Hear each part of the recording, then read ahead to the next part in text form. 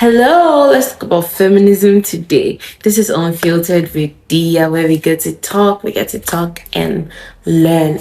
Some girlies and women, most especially online, say they are feminists, but have actually defeated from the concept of feminism. Feminism is social, it is political, and it is economic. What is feminism though? Feminism is a movement and a framework set to achieve equality. Yes, you heard right. It is set to achieve equality to ensure men and women, or regardless of who you are, you get the same rights and privileges. I said feminism is a movement and a framework. What does this mean? Feminism is a movement because it requires action where people come together and try to put measures in place to achieve equality. And it is a framework because it requires thinking. It requires you bringing pieces together, deconstructing societal norms, and finding reasons why there's inequality in this world at all. Now, let's break it down. So we have A, we have B, we have C. Okay?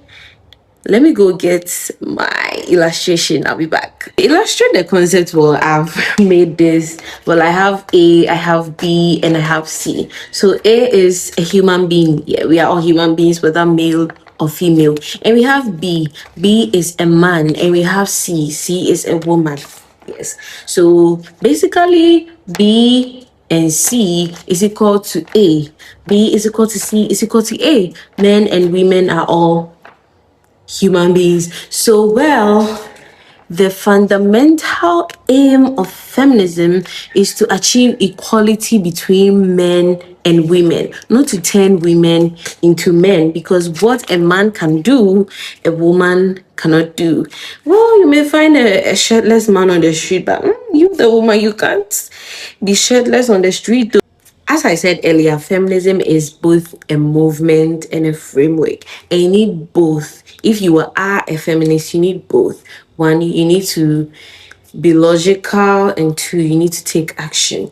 So people come together collectively to think, to brainstorm, to analyze, to apply logic, to deconstruct social norms already, and come together to try to bring a solution to it. So in the year 1792, a woman named Mary Wollstonecraft, in fact, she was an English writer. She wrote a book named The Vindication of the Rights of a Woman, where she argued that women are treated as children, women are denied education. That was the reason why women seem to be incapable, as society had painted. So women started arguing about Mary Wollstonecraft's book till in the 1800s, women came together in a movement called the abolitionist movement, a movement to end slavery. So whilst fighting for the freedom of enslaved people, these women found out that they couldn't even vote. They weren't even allowed to hold meetings. They weren't allowed to express themselves fully. So in 1940, there was a big convention in London, and the convention was World Anti-Slavery Convention. Now, female activists traveled to London, and at the convention, they were denied the access to sit with the delegates. So, angry and furious about what had happened at the movement in London, two female activists decided to start their own movement advocating for women rights. Now, there are four waves of feminism. When I talk about waves, I mean generation or chapters or eras. Yeah.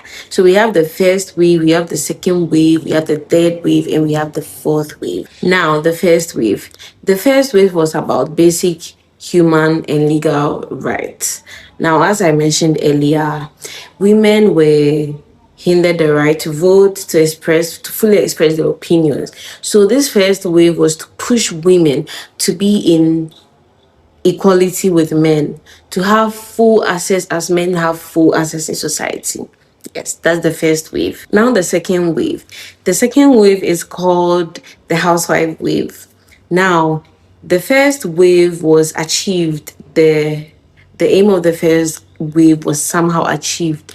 That was now women had been given the right to vote, but still women were seen as housewives, wifely material only. Don't get me wrong here. So women still wanted to push to be recognized equally as men. So why deny them the right to fully exhibit their capabilities in the workplace? Why deny them the right to fully decide on their own? That is the second wave. The third wave was about intersectionality and choice.